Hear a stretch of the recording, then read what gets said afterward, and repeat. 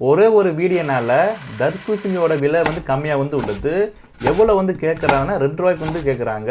ஏன்னா ஒரு சில காரணத்தினால தாங்க சில பேர் தப்பு பண்ணுறனால என்னாச்சுன்னா முக்கால்வாசி விவசாயி புள்ள வந்து ரொம்ப வந்து பாதிக்கப்படுறாங்க.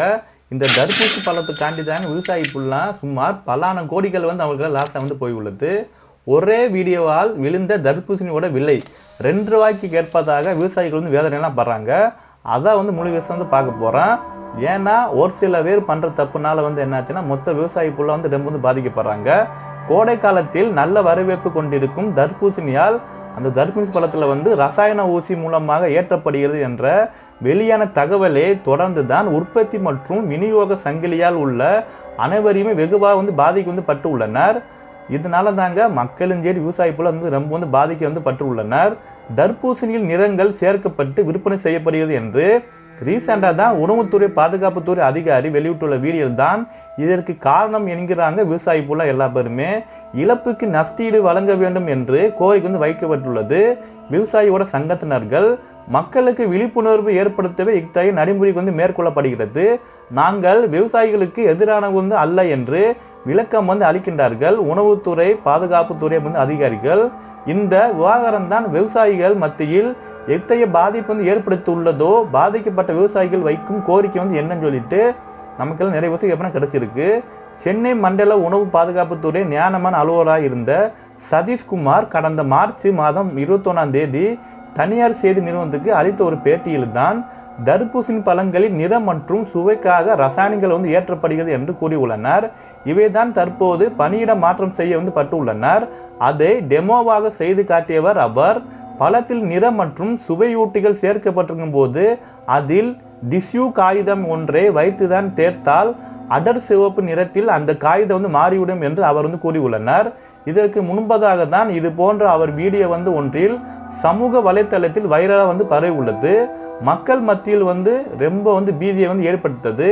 இந்த ஆண்டின் தர்பூசணிக்கு பெரிய அளவில் விலை எதுவும் வந்து கிடைக்கதாக்கு இதன் காரணம் என்று விவசாயி தங்களின் குற்றச்சாட்டை வந்து முன்வைத்து போராட்டத்தில் வந்து இறங்கி வந்து உள்ளனர். அரசியல் கட்சி தலைவர்கள் பலரும் யாரோ ஒரு சில வந்து செய்கிற தவறுகளுக்கு ஒட்டுமொத்த விவசாயிகளுக்கு பாதிக்கப்படுகின்றன என்று கவலை வந்து தெரிவித்து வந்து உள்ளனர். இந்த வீடியோ வந்து ஒரு சர்ச்சையை வந்து ஏற்படுத்தி ஏப்ரல் 3 எப்பன்னா ரீசனாக தான் சம்பவம் நடந்துள்ளது. ஏப்ரல் 3 அன்று தான் இந்த விவகாரம் தொடர்பாக மற்றொரு விளக்கத்தை அளித்து உள்ளனர் சதீஷ்குமார். அதில் தர்பூசணிகள் சாப்பிடுவதில் ஒரு சிலருக்கு வாய்களில் புண்கள் வந்து வருகின்றது என்ற புகார்கள் அங்கேயே வந்து வருகிறது. யாரோ ஒரு சிலர் செய்த தவறு மூலமாகவே ஒட்டுமொத்த விவசாயிகள் பாதிக்கப்பட்டுள்ளனர். விவசாயிகளுக்கும் வியாபாரிகளுக்கும் நாங்கள் எதிரான வந்து கிடையாது என்று அவர் வந்து கூறியுள்ளனர். மேலும் தான் அவர் ஆய்வு செய்த பகுதியில் எலி கடுத்த பழங்களை மட்டுமே அளித்ததாகவும் அந்த பழங்களில் எந்தவிதமான நிறமூட்டிகளும் சேர்க்கப்படவில்லை என்று உறுதியளித்துள்ளனர். மக்கள் எந்த விதமான அச்சமின்றி இப்பழங்களை வந்து உட்கொள்ளும் என்று அவர் வந்து கூறியுள்ளனர். ரசாயன மேற்படுத்தப்பட்ட பழங்கள் அடர் சிவப்பு நிறத்திலும் அதிதி இனிப்பு சுவையும் வந்து கொண்டிருக்கும். அதனை உட்கொண்ட சில மணி நேரத்துக்குள் வந்து வாய்ப்புண்களும் சரி வயிற்றழுத்தம் சரி வயிற்றுப்போக்கு போன்ற பாதிப்புகள் வந்து மக்கள் வந்து சந்திப்பார்கள் என்று விளக்கம் ஒன்றை வந்து அளித்துள்ளனர். ஏப்ரல் 5 சதீஷ்குமாரை தமிழ்நாடு மருத்துவ நிர்வாகத்துறைக்கு பணியிட மாற்றம் செய்தது தமிழக அரசு. திருவள்ளூர் மாவட்ட உணவு பாதுகாப்பு நியாயமான அலுவலர் போஸ் அவர் சென்னை மண்டலத்தை கூடுதலாக வந்து கவனிப்பார் என்று தெரிவிக்கப்பட்டது. தாராபுரத்தில் தான் 3 ஏக்கர் நிலத்தில் தர்பூசணி வந்து விவசாயம் செய்து வருவது தான் சக்திவேல் குப்புசாமி என்பவர். ரசாயனம் தொடர்பான செய்தி வெளியான பிறகுதான் நஷ்டத்தை சந்தித்து வருவதாக அவர்கள் ஸ்பீச்செல்லாம் கொடுத்துருக்காரு. எங்கள் குடும்பம் தான் நான் சரி என் மனைவி என் அக்கா மற்றும் அம்மா என்ற 4 பேர் சேர்ந்த விவசாய செய்தியாக வருகிறோம். இருப்பினும் தான் உரஞ்சேரி மருந்து மின்சாரம் என்பதெல்லாம் கணக்கில் கொண்டால் ஒரு ஏக்கருக்கு வந்து 15,000 வரை 2 மாதங்களுக்கு செலவு மட்டுமே ஆகும். நல்ல விளைச்சலும் சரி நல்ல விலையும் சரி இருந்தால் ஒரு ஏக்கருக்கு எங்களால் 15,000 20,000 வரைவே லாபம் வந்து பார்க்க இயலும் என்று விலைக்கு வந்து உள்ளன சக்திவேல் என்போர். தமிழகம் மற்றும் கேரளாவில் இருந்து வியாபாரிகள் தர்பூசணிகளை வந்து வாங்கி செல்வதுண்டு. இந்த வீடியோ வந்து வெளியாவதற்கு முன்பு தான் வியாபாரிகள் எங்களிடம் 1 கிலோ பழத்தை ₹7 வாங்கி வந்து சென்று உள்ளனர். ஆனால் தற்போது ₹2 வந்து தர முடியுமா என்று கேட்கிறார்கள். கடந்த சில வாரத்தில் தான் 3 டன் எடை கொண்ட பழங்கள் சேதமடைந்த நிலத்திலே வெடித்து அழுகி போனது என்று கூறுகிறார் அவர். சுட்டெரிக்கும் கோடை என்பதால் விற்பனைகளுக்கு தயாரான நிலையில் இருந்த பழங்களை அறுவடை செய்ததால் வெடித்ததும் சரி வெம்பியும் சரி வீணாகி போவதாக தெரிவித்து உள்ளனர் விவசாயிகள். ஒட்டச்சத்திரம் விவசாயிகளிடம் இருந்து பழங்களை வியாபாரிகளுக்கு கைமாற்றிவிடும் இடைத்தரகராக பணியாற்றி வருகிறது தான் ராமசாமி ஆறுமுகம் என்பவர். வீடியோவால் ஏற்பட்ட பாதிப்புகள் குறித்து பேசும்போது, இந்த சுற்றுவட்ட பகுதிகளில் பழங்களை விவசாயம் செய்யும் போது விவசாயிகளின் நிலங்களுக்கு வாரம் ஒரு முறை சென்று விற்பனைக்கு தயார் நிலை இருக்கும் இடத்தை அறிந்து கொண்டதான் நான் வியாபாரிகள் தகவலும் தெரிவிப்பேன்னு சொல்லியிருக்காரு.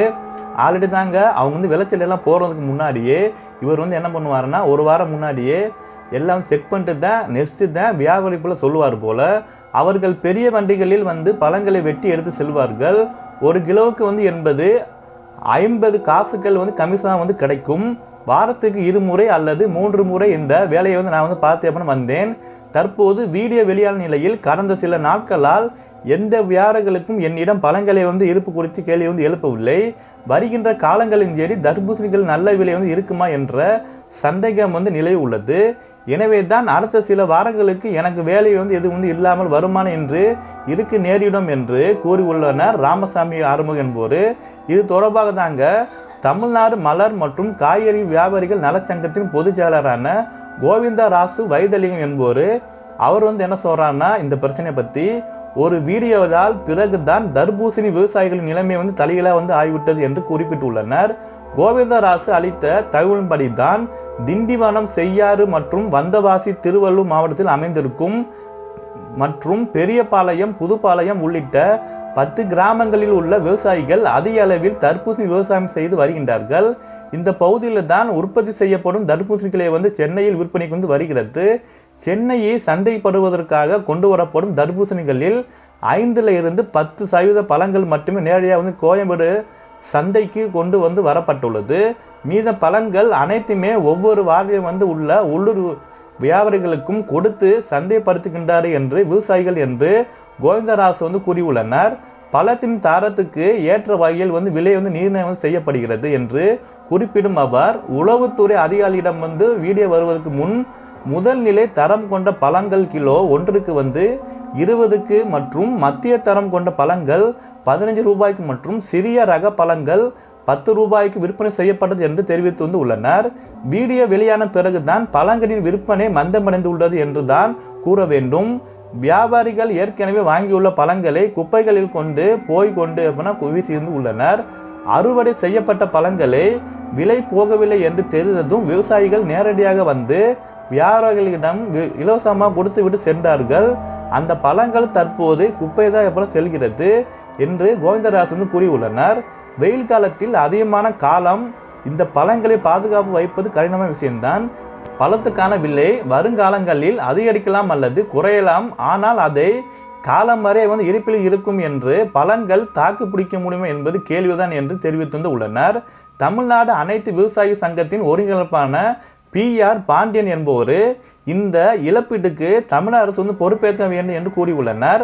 முறையான ஆய்வுகள் மற்றும் ஆதாரங்கள் எதுவுமின்றி இந்த வீடியோவால் உணவுத்துறை அதிகாரிகள் எவ்வாறு வெளியிட முடியும் என்ற கேள்வி எழுப்பிய வகையில் அவர் பொறுப்பேற்ற வகையில் இவர்கள் வீடியோ வெளியிட்டதான் பின்னணியில் ஏதோ ஒரு ஆதாயம் இருக்கிறதா என்பது அரசு விசாரணைக்கு உட்படுத்த வேண்டும் என்று தெரிவித்துள்ளனர். தமிழக அரசு எடுத்த இந்த நடவடிக்கை மீது அதிருப்தி தெரிவித்த அவர், சம்பந்தப்பட்ட அதிகாரிகளை பணியிட மாற்றம் செய்வதில் அனைத்து சரியாக விட முடியுமா என்று தமிழகத்தில் மொத்தமாக 10,000க்கு அதிகமான தர்பூசணி விவசாயத்தில் ஈடுபட்டு வருகின்றார்கள். அவர்களின் வாழ்வாதாரம் இதனால் முழுமையாக பாதிக்கப்பட்டது.